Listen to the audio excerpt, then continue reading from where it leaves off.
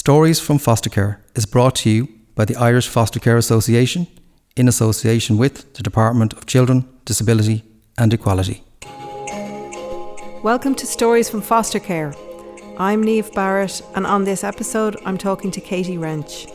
Katie is a dual qualified social worker, an art psychotherapist, and she's also an author who has written extensively about the practice of life story work.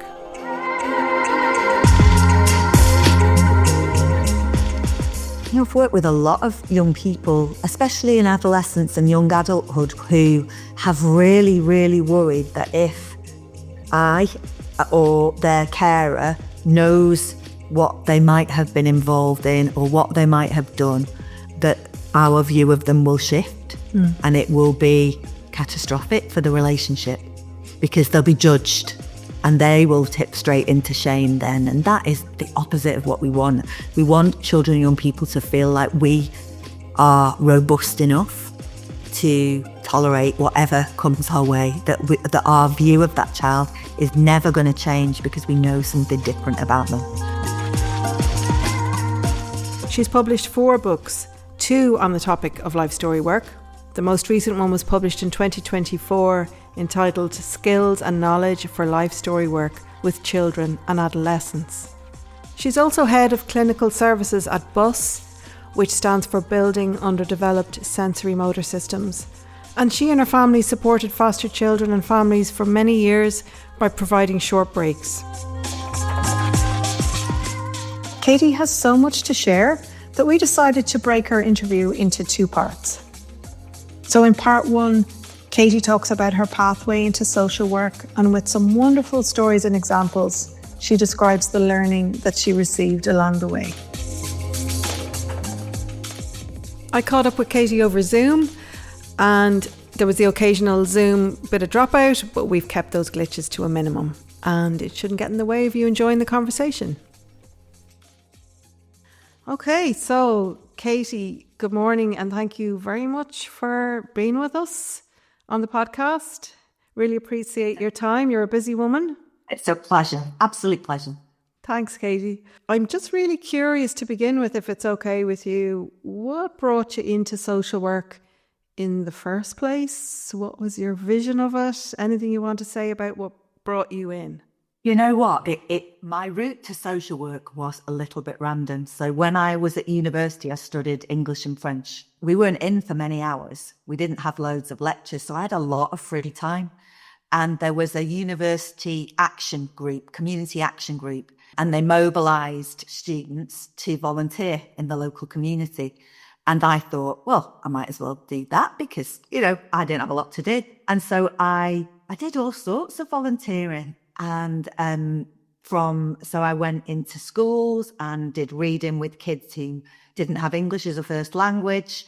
I volunteered for a long time in a specialist provision and alternative provision for little ones, so primary age children who were not managing in mainstream schools, so children with social, emotional, mental health needs. So I did that a morning a week for over a year, I think. And then the other thing that I did, which I think was pretty significant in me deciding what did I want to do, was I volunteered with children who were living in women's age refuges, women and their children who were fleeing domestic abuse. This is a long time ago. This would never be allowed to happen now. But we used to pick these children up. I used to drive this huge big minibus on a Sunday morning and drive around the 4 women's refuges in Leeds and just collect the children. Any child who wanted to come swimming with us, we used to pick them up on a Sunday into the minibus, take them swimming, buy them a snack and take them home again. And we knew nothing about those children. We knew nothing about their histories. We knew nothing about the risk. These mums knew nothing about us other than that we were these people who would take their kids swimming. But I think both that, working with those children and working in that specialist provision, education provision, I just really got a glimpse for the first time, I think, in my life as a really young person, really 19, 20, of the impact of developmental trauma on child development. And I didn't understand it as that at the time, but I could see that these were children with really significant needs And I really enjoyed spending time with them. I really got a lot personally out of doing that volunteer work. And that was what made me think these are the children I want to work with. It was honestly as random as that. If I'd not had those opportunities to volunteer, I'm not sure I would have ended up in social work. But by the time I finished my degree, I just thought they're my kids. They're the kids I want to work with. So it was really just coincidence, because I could have ended up volunteering anywhere. There were so many different opportunities, but they were the ones that came my way. And I guess they were the ones that ultimately I was most interested in. So that was it. Yeah. That was how. It's amazing that the freedom of then, and I know we're saying that we wouldn't be able to do that now, and there's reasons for that, of course. Of course. At the same time, how wonderful that those children had those opportunities as well, We had such good fun. We really did. But yeah, it was a little bit hairy at times because, we didn't know. We were taking these kids swimming. We were getting them changed. Some of them were teeny, tiny, couldn't get themselves ready. Though, as I say, it would never be allowed now. But I'm so glad it was at the time, because I think we did some good stuff. And I learned how to drive a minibus randomly. Bonus. Honestly. Can you imagine now? But that was what started my interest. And then when I finished my degree, I went to America for a year and I au paired, and I came back and I thought I want to try to get a job in a setting where I can support children like this. And managed to get a job within about 6 months, managed to get a job in a children's home in Leeds. And that was where my learning really began. A very, very, very steep learning curve, really. Again, that through working there, I thought actually I needed to get more experience of working in a social care setting in order to apply for my social work training. And that was a really good place to learn. A fabulous team, great kids, but again, very, very steep learning curve. What was steep about it, or what was the learning? I didn't really understand the impact of trauma on children's brain development, on the behaviour. I was very young, I was very naive, and my heart was absolutely in the right place, but that was really all I had. I found it really hard to separate out how I was feeling sometimes from what was happening around me. Took things very personally, when kids were very dysregulated and distressed. I found it really hard to separate that out from being an attack on me sometimes. I found some of the very, very dysregulated behaviour really tricky to manage sometimes.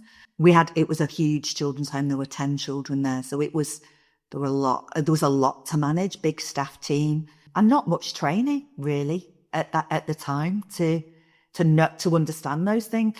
I'm still in touch with a couple of colleagues I worked with at the time, and all of us say exactly the same thing. If we knew then what we know now, we'd have been much better carers for those kids. But equally, I think intuitively, I knew that there were some things that I could bring, and I didn't have the theory behind it then. But there were some things that I knew I could bring. And interestingly, talking about life story work, that was one of them. No one was collecting any memories for those children. There were no memory boxes. There were no photo albums. And that to me, as someone who'd grown up with things being saved, I couldn't get my head around it. So that was one easy thing that I thought, where's the shoe boxes? Full of stuff. Come on, why are we not doing? So that was an easy kind of fix. The other thing that sticks in my head that used to really upset me, and I did something about, was that when the kids went to bed, no one read them a story. There were no books. There were no books in the house. So I went round charity shops. I bought an old suitcase. I went round charity shops. I bought loads and loads of stories, and I would bring my little bag of stories with me whenever I was on shift. So little things like that where you just think, actually, why is nobody sitting and snuggling up with them and reading them a story at bedtime? Because no one had thought of it. We are going back a long time, 30 years, but still. Yeah, children have been read to for a very long time. Exactly. And I think for me, I had a degree in English. Reading has always been such a passion for me and a real escape. Even as a kid, I spend hours in the library. So to me, the fact that there were no books around was just bizarre. So that's just a little thing that sticks in my head where you just think, actually, that's not hard to fix, is it? That's not hard to think about. Yeah. And you did something about it, which is amazing. Yeah. You can start to see the breadcrumb trail of life story work beginning to happen. And where did you go to from there? From the children's home you studied? I did more study. I did my social work training, and I carried on working in the children's home while I did that training. So I got a job as a night care officer and worked nights, mainly on the weekend, which the other night care officers loved because it meant they could have the weekend. They could have the weekends off. And me and another colleague actually was doing the training at the same time. We kind of took over doing the weekends. So yeah, we'd be up all night on a weekend and then back to uni during the week. So it was hard work. Shift work, yeah. Lots of laundry to do. Lots of laundry for 10 kids. That's what we used to do at night time. Sort all the washing out. Catching up on the laundry. The kids actually always used to say they knew when they woke up if I'd been on shift at night while they were asleep, because their uniform would be outside the door all piled up and ironed with socks, matching socks. And I know this sounds very stereotypical, but the other night care officers, other than me and my colleague on the social work train, were men, and they weren't used to doing the day shifts either. So they didn't click in the same way that actually mornings run much more smoothly if your uniform is ready and there's matching socks and underwear outside your door, that you're not having to scrabble around for 10 children looking for it. But they always used to say, oh, we knew it was you. Our socks were there. The uniform fairy was out. Yeah. Uniform fairy was out, yeah. Funny. It puts me in mind, Katie, of they say sometimes it's the really small acts, the small, consistent, nurturing acts that really do mean something. Something as simple as that, having the socks and the underwear and everything all together. Little things. Yeah. I after I'd done my social work training, I worked as a child protection social worker for a couple of years, and then Leeds has a therapeutic social work service, and I was there for about 18 years as a therapeutic social worker and then as one of the managers. And when I was managing the team, one of those children who I'd looked after when he was 6 came back for therapy. He was in his early 20s, care experienced young man by this point, had just made such a success of his life. He really had, but was really struggling with anxiety, and he came for some support with that. And obviously I knew he was coming because I looked at all the referrals and went down on the day he was coming. The therapist had said, Katie would love to come and say hi. Is that all right? And he was like, yeah, of course it is. And that's exactly it. The things he remembered that I remembered, because I would, don't ask me what book I read last week, but ask me about a child I looked after 25 years ago and I will be able to remember every detail. And this was a little boy who was obsessed with Spider-Man, lived in a Spider-Man suit and red wellies. For most of his life, actually. So again, it would be me that would be watching that overnight and making sure it was clean for him afterwards. But some of the stuff he remembered were those little things, like I taught him to swim. I took him to the beach for the first time. Oh, I was on shift, not just me. He remembered us going up to Scotland on holiday and all getting out of the minibus at the side of the road to take a picture in front of the Scotland sign as you cross the border. Yeah, all sorts. And he remembered that I'd washed his Spider-Man suit. We had a proper little cry at the bottom of those stairs, the pair of us, actually. We also remembered how, this is a funny story, we also remembered how when he came to that home, he was only 6. It was a big deal to have a 6-year-old in a children's home, but he'd had 20 plus placements, lots of disruption. And when he joined the home, the manager at the time was saying to us, you need to get down on his level. He's only teeny. We don't want to be towering over him. And very early on, maybe a couple of 2 or 3 days into him living there, he'd got really cross about something and he'd gone into the toilet and was trying to kind of lock himself in. And the manager had gone to the door, got down on his level to talk to him. And this little boy just picked up a bar of soap, lobbed it straight into this manager's face. Which obviously you shouldn't laugh at, should you? No. But he remembered that. And he said, do you remember? He said, you were there. Do you remember me doing that? And he did have a little, not going to lie, we had a little giggle when I said, well, he was the one that had told us, get down on your level. Make sure that we're not towering to you, and that was what you got in return. As far as Yeah, right in the face. Yeah, right in the face. But actually, I think one of the things that I now realize even more is really important is somebody that you can have those shared memories with, where you can reconstruct stuff, where you can say all that, do you remember when stuff? Which was, do you know what? On a very selfish level, I was dead pleased he'd remembered some of that stuff because I remember it, and it mattered to me too. Yeah. It mattered to me that, that I cared about that. And so it was lovely to know he'd remembered some of that too, even as a young adult. Yeah. Through what had been a really difficult time. A lot of the life there was difficult. It was difficult. There were lots of difficult things happening. But if you can just create some of those little moments of joy and connectedness, and to help kids feel like actually somebody is bothered. Mm-hmm. They care enough to make sure that's, like you say, your socks are there in the morning. And I didn't understand any of that really at the time in a kind of theoretical way or anything. I suppose I just cared. Yeah. I guess. Yeah. It's interesting that so much of it is instinctive, and then the theory kind of backs up the instinct. Don't get me wrong. I think there were also lots of times when I didn't get it right. I know that, and I still think about those times just as much probably as I think about the good stuff. Loads of times when I didn't get it right.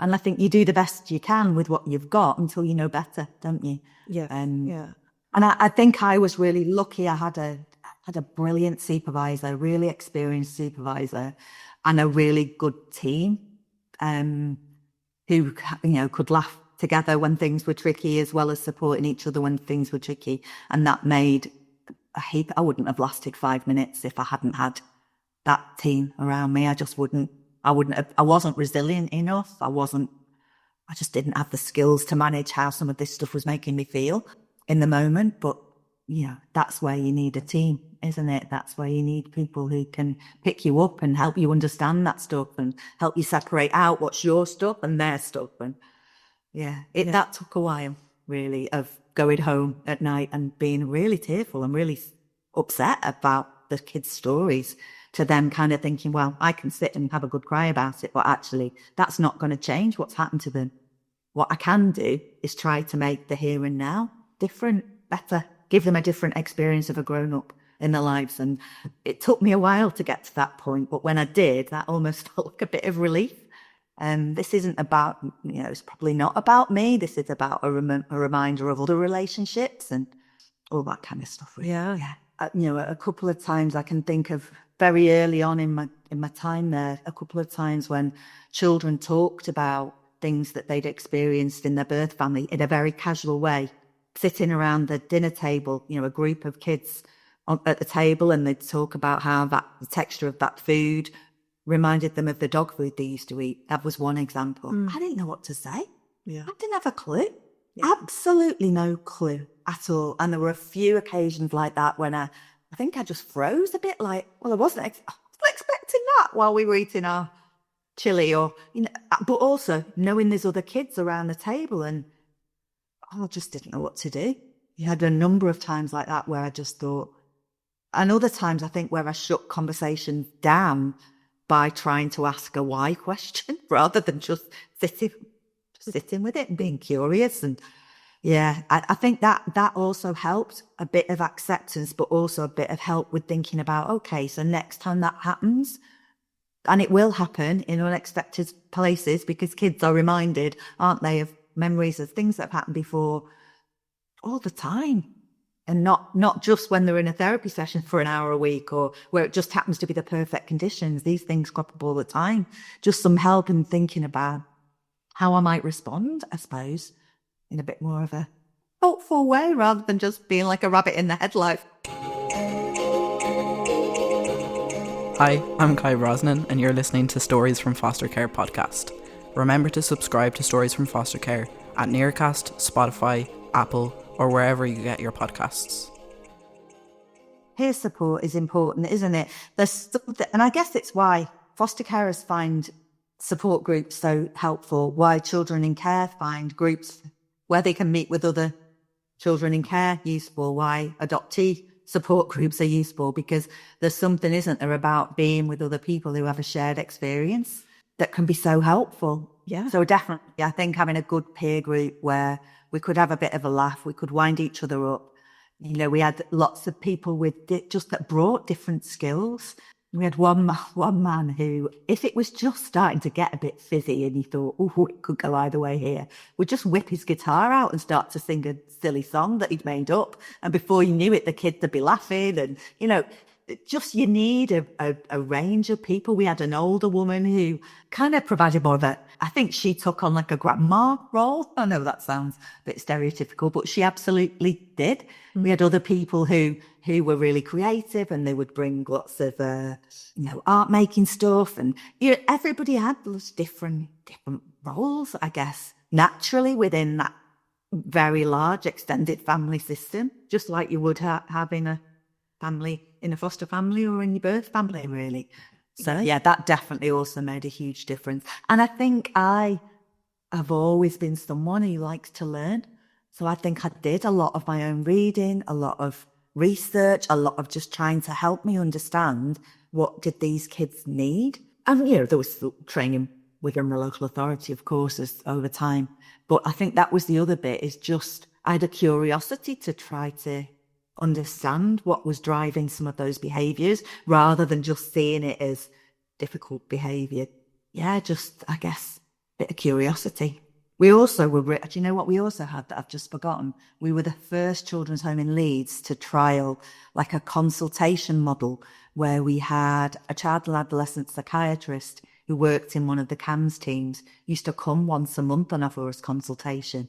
And if you happened to be on shift, then you could meet with this woman who was incredibly experienced, really, really good and very generous with the knowledge. One of those people who helps you understand things, but without making you feel like you're silly because you don't know it already. Quite a skill, that, isn't it? And so she would come once a month, and I would come in even if I wasn't working, because I learned so much in those sessions. She started to help us think, I think, a bit more psychodynamically about what was going on with those children, and helped us think, if we had one little boy who, when he was very scared, would defecate in his bedroom in a box. And then if anyone tried to come in his room, he'd just throw it at you. I mean, that's extreme stuff to manage, isn't it? And she helped us understand the function of that behaviour, as she did with lots of other, that's a pretty extreme example, but as she did with lots of those kind of real challenging presentations, challenging behaviours that we were struggling to understand, and therefore had no clue how to helpfully manage it or help that child in that moment. She was really, really important in helping us do that, but also helping us try to think about dynamics within the staff team so that we were as aligned as we could be, and, any splits that might be happening, because some of our children over time were really good at finding those little weaknesses in cohesion. If one person says no, then I know we'll say yes, so I'll just go to them. All of that kind of stuff about splitting that happens, doesn't it, in these kind of situations. And in a big staff team, it's even easier to split, isn't it? Because communication is much harder than it is if you've just got a dyad parenting you. So yeah, that was the other thing that I think made a massive difference. And I really enjoyed that learning, really enjoyed that space for reflection, and just, trying to learn a bit more about the impact of trauma, I guess. And then also what can we do to help? What was it that drew you towards life story work? You have an English degree background anyway. So yeah, true. I hadn't thought about that. Honestly, it was because when I was working in the therapeutic social work team, most of our work was with children in foster care or children's homes or kinship care. So that they were the majority of the children that we worked with. And when I was doing my art therapy training, and after I'd qualified, I would be assessing children, assessing their therapeutic needs. And I don't know whether it was just coincidence, but I seemed to have a little run of children and young people that I was working with, where when I'd done my assessment, I just thought, actually, this is not a young person that needs a formal therapeutic intervention. What do they need is someone to help them understand their story, They need someone to be alongside them to help them understand why they came into care in the first place, or why they're separated from the brothers and sisters, or why they can see one parent but not the other. And to me, the reasons why these kids had been referred in the first place was usually around behaviour. So, they were very dysregulated, they were very distressed, there was placement instability as a result. Of course they're angry, of course they're confused, of course it's difficult for them to concentrate, it's difficult for them to connect with their care. Of course it is, because actually there's this big gaping hole in understanding. And it may have been at some point, at those points of transition when they moved, or a decision was made to separate them from other brothers and sisters, that somebody tried to have that conversation with them. But when you have those kinds of conversations at points of transition, when children are under incredible stress, it's really hard to integrate that information, to hold on to it, to lay down the memory of it and make sense of it, because your brain and your body's resources are just on survival, aren't they? Yeah. Because you're in a state of high stress. So that's honestly when I started to become interested in life story work, and I suppose interested in why it wasn't happening in the way that it should in Leeds anyway. And it's different in different areas. I'm sure it's different in Ireland too. In Leeds, it was a social work responsibility. So whoever the child in care social worker was, it was their job to do the work, and it just wasn't happening. Not consistently enough. And where it was happening, the quality was not great. And so I suppose I ended up almost by default starting to integrate life story work into my practice, because I felt like I'd identified a need, and I was a bit worried, to be honest, that if I didn't do it, it wouldn't happen, because it wasn't happening. It hadn't happened so far. And so that's when I started to get interested in it, and interested, I guess, we developed some training for social workers in Leeds, and through that started to think with them about why are you not doing it? What's getting in the way? And there were really common themes that came through around not feeling like they had enough time, not feeling like they had the expertise, really a massive fear about making things worse if they talked about very traumatic things, not knowing where to start, loads of stuff getting in the way. And I just thought, actually, if we could just try to help with giving them like a super simple framework for practice and some ideas of what you might do at different stages, maybe that might help. And that's where it all started, I guess. I asked a colleague of mine, Leslie, who's a social worker and a play therapist, who was also interested in integrating life story work more into her play therapy practice as well. So we sat together and we started to think about, well, what are the essential components really? What do we want to help people with? And then can we come up with like some really simple fail-safe, I suppose, activities, direct work activities that we know. It felt important actually within that those activities were very low cost, that you didn't need to buy loads of materials, you didn't need lots of time to plan and prepare, because realistically social workers don't have that, and they don't have loads of resources within their teams. So things that you could just do with a pen and a piece of paper, or if you did have the resources to do something a bit more extravagant, then fine, but you didn't need it. So really simple stuff. And that was where that first book came from 11 years ago. So that was part one of my conversation with Katie Wrench. I really appreciated how generously she shared her stories and experiences of social work. In the next episode, we delve more deeply into life story work. We talk about BUS, which stands for Building Underdeveloped Sensorimotor Systems. And Katie talks about what she feels is really needed in the field of foster care at this time.